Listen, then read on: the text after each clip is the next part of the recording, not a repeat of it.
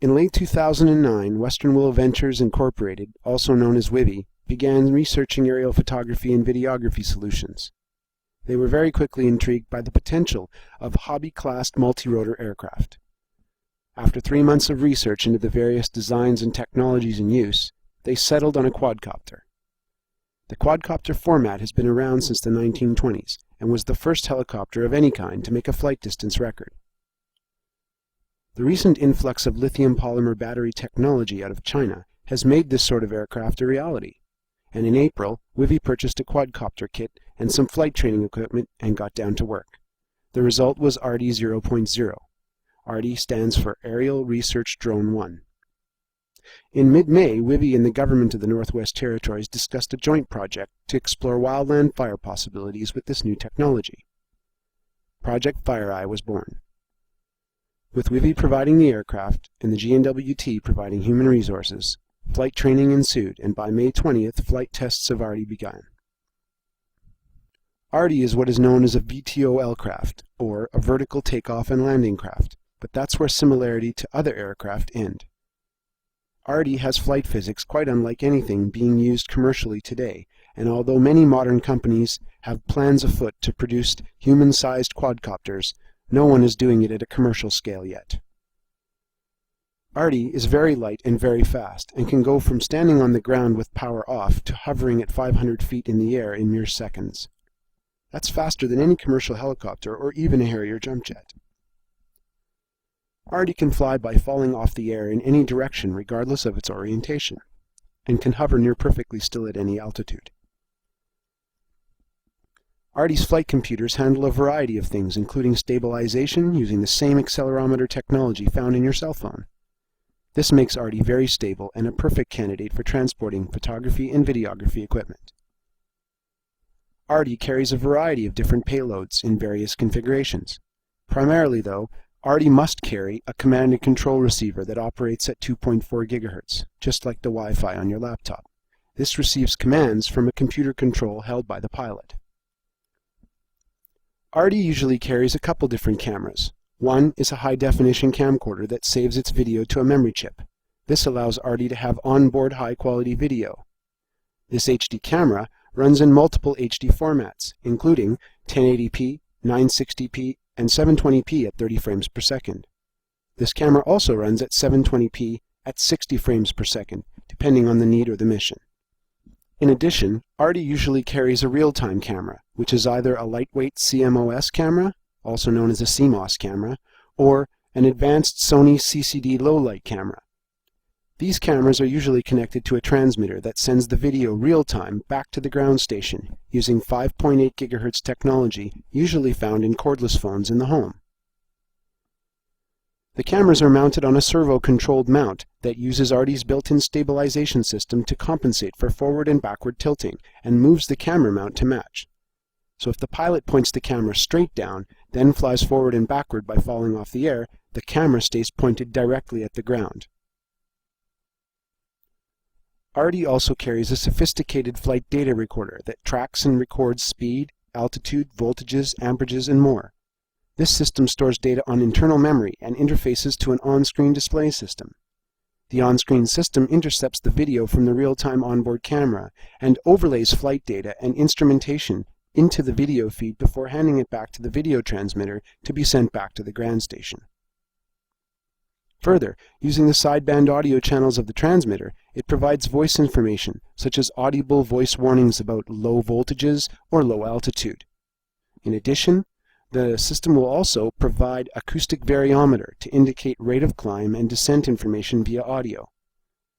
The ground station can then decode additional information such as telemetry and location information that's embedded in the audio and decode it and use it to display the location of the aircraft on Google Earth or other geospatial display systems.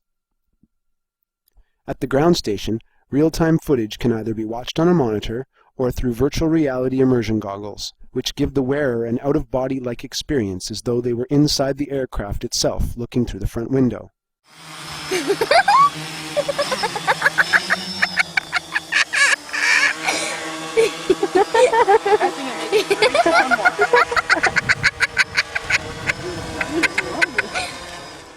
When someone besides the pilot is wearing the goggles, ARDi is considered to be in observer mode. When no goggles are used, ARDi is in visual mode. And lastly, when the pilot wears the goggles and flies from ARDi's point of view, this is called FPV, or first-person video mode. When in visual or observer mode, ARDi is limited by the visual range of the pilot, who must be able to see ARDi's orientation to be able to control the aircraft. This is roughly 100 to 175 meters, depending on light conditions and the vector of the pilot. As a general rule, ARDi is not flown over 500 feet, and in fact, in the United States, 300 feet is the legal limit for this class of aircraft. When in FPV mode, the aircraft can be flown beyond visual range, but for safety's sake, this is only done in remote areas, where in the unlikely event of a crash, no one could be hurt. In FPV mode, ARDi is limited by the transmitters and receivers and their reception ranges, but the current version of ARDi has a theoretical range of up 2 kilometers up and 3 kilometers away. Exploration at those distances are further limited by battery life, and battery life depends on many factors, including the weather. For example, windier days mean less battery time. Currently, ARDi does not fly in rain conditions, as it is not waterproof, and many of the electronics are unprotected to conserve weight. Payload affects battery life. The more that ARDi carries, the less battery time there is. Further, onboard sensors, cameras, and transmitters all consume power. Only the HD camcorder provides its own power. All other electronics rely on the battery, so the more complex the mission payload, the more battery it will consume to operate. Lithium polymer batteries are state-of-the-art and make ARDi possible because they outperform any other type of battery in its weight class. During the various flights with varying payloads, ARDi has average flight times that range from 15 minutes with a full payload to 35 minutes on calm days where there is no payload. There are many wildland fire applications which ARDi can already address in its current form. Many of these come in the form of low-cost alternatives to fixed-wing and rotary-wing aircraft, which seem to become more expensive and less available each season. Detecting wildfire is one area where ARDi can assist in a very inexpensive way. ARDi can be piloted and observed from inside the cupola of a fire tower, offering additional detection power to the tower personnel. While ARDi is used in observer mode, tower personnel can rise hundreds of feet above the cupola for a better view. The vertical rate of climb is also very high, so it takes only moments to rise to high altitude and do a 360-degree high-definition video panorama.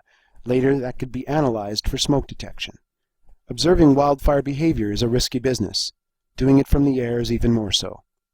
And as we increase the complexity of tasks that we give to our pilots, we increase the risk to their passengers.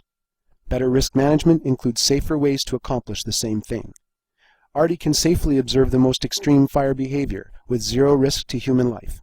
Both pilot and observer are safely away from the extreme conditions being observed. And as in many other emergency fields, only the robots are at risk, not the staff. Monitoring of the fire is as much a risk as observing its behavior. However, the risk factor increases with the frequency that the fire is flown. In many cases, we're monitoring to determine the rate of spread and fire growth. Monitoring of wildfire is also used as a safety precaution for fire line personnel, and so in the NWT, it's more frequent than behavior observation. For this reason, safer and more cost-effective monitoring means safer fire line operations. ARDi can fly repeated exhaustive missions to monitor changes in fire behavior, column development, and weather changes. ARDi has onboard temperature and barometric pressure sensors, and analysis of flight physics recorded on board can reflect the wind conditions. There are many options for mapping wildland fires, including fixed-wing, rotary-wing, satellite imagery, ground-based mapping, and many more. Depending on why a fire is being mapped, the approach to mapping might be a compromise to keep the cost low or because aircraft are not available. ARDi has the ability to create real-time maps transmitting them back to the ground station, or to capture fire perimeters long after the fire is out. Fireline documentation activities can pose undue risk and expense. ARDi can address many of those issues. During planning, identification of escape routes and safety zones. During the off-season, documenting values at risk, or identifying community protection objectives. During operation, visually identifying and confirming resources on the fire line. And afterwards, documenting things like crown fraction burn, other burn indicators, and even assisting in things like fire cause investigation. In June of 2010, WWVi and ARDi joined the GNWT and a multitude of scientists and industry professionals at the Canadian Boreal Community FireSmart project in Fort Providence, Northwest Territories. Unfortunately, the weather was not cooperative, so no fires were lit while ARDi was present, but some missions were designed, flown, and fulfilled. One such mission was to provide intelligence to establish crown fraction burned in the plots that had been burned. Another mission was to evaluate the surrounding bog birch as a natural fire break. A third and interesting mission was to assist in fire cause investigation, examining the behavior of flares fired from a conventional flare gun and to document the trajectories from altitude. All missions flown were successful and were flown in a short amount of time. Many folks were impressed with the turnaround time for aerial-based intelligence, and sometimes we were able to deliver in little as minutes. While the weather was not suitable for ignition nor for extreme fire behavior, it was nice enough to demonstrate ARDi's observer mode, and nearly everyone, scientists, industry pros, firefighters, and citizens alike, all stopped by and experienced a flight from ARDi's observer mode using the immersion goggles. The results were unanimous, and everyone enjoyed, from young to old. ARDi currently has the ability to provide a unique perspective and point of view that just can't be achieved without risky and expensive alternative means. We could not talk about flying robots without talking about the future. For although ARDi and other intelligent systems like it seem out of this world today, history has shown that only a small amount of time needs to go by to make phenomenal technological leaps. Even before this video was completed, WWVi began adding more technology to ARDi, and what is just around the corner is also very exciting. With an upgrade to the flight controller and the addition of a navigation controller, a magnetic compass, and a GPS system, ARDi will be capable of autonomous flight, and has already made several flights with autonomous components with varying degrees of success. Future applications could include unmanned pre-programmed smoke patrols using solar-powered electrical fuel caches with built-in charging and satellite communication systems. Independent observer cameras are another addition to ARDi that's already being tested. This means that both the pilot and the observer can fly from ARDi's point of view, and that the observer can have control of their own camera. A head-mounted sensor can be attached to the observer's goggles. This transmits the head movement to ARDi, and ARDi then moves the observer's camera. While the pilot is flying forward, the observer can turn their head left, and at the same time the observer's camera turns left simultaneously, and this gives a whole new level of experience to the observer. Look up, down, and around, and the observer really does feel like they are on board ARDi. In other applications, a controller, very much like a video game controller, can be used to aim the cameras. Research to this end finds that a controller is far more accurate than the interpretation of head movements by accelerometers. Additional lightweight cameras can be carried together, giving two distinct high-definition video recordings that replicate the interpupillar distance between human eyes. ARDi has successfully flown stereo HD cameras as well as simultaneous frontward and rear-facing HD recordings. In the future, we may be able to use this stereo HD video to create a 3D fire behavior experience. New, lighter, and more efficient electronic devices are being sold each day, and now for about $5,000 US, you can put a mini FLIR, or a forward-looking infrared, on board ARDi, along with other fire-related sensors, such as precision temperature and relative humidity sensors. In the future, ARDi could provide valuable feedback real-time, as well as record sample data for computer-based analysis, and even detect things like spot fires. A new flying mode called Carefree Mode permanently orients the aircraft in the direction it was facing at the moment of liftoff, meaning that the pilot no longer has to maintain a geospatial understanding of ARDi's orientation. Flying forward means flying forward regardless of which direction ARDi is facing, so it can fly in a straight line while spinning 360 degrees. This also enables ARDi to fly forward, but allow the pilot to turn ARDi to look left and right without the need to move a camera by servos, thereby saving power. Looking forward into the future, something as simple and inexpensive as a model aircraft has great potential for increasing safety, improving observation and monitoring, helping wildland fire managers make better, safer, and cheaper decisions. While using a micro UAV like ARDi in day-to-day operations might not quite be reality yet, the potential of this technology cannot be denied, but will require lots of interest and political will to make it a reality. In the meantime, to find ARDi, just look to the skies.